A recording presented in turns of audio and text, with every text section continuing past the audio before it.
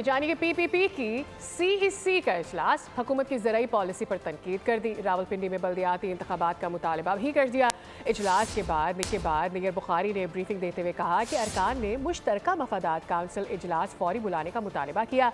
सदर आसिफ अली जरदारी रियासत के सरबराह हैं, वो अपनी आइनी जिम्मेदारियाँ पूरी करेंगे। इजलास में गिलगित बाल्टिस्तान के आवाम को हकूक देने का भी मुतालबा किया गया है।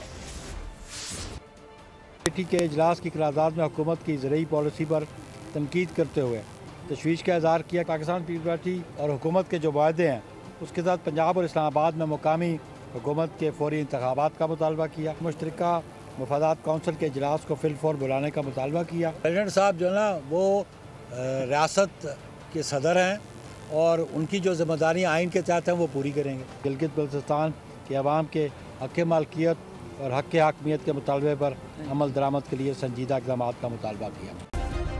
सब्सक्राइब करें और बेल दबाएं ताकि कोई खबर रह न जाए।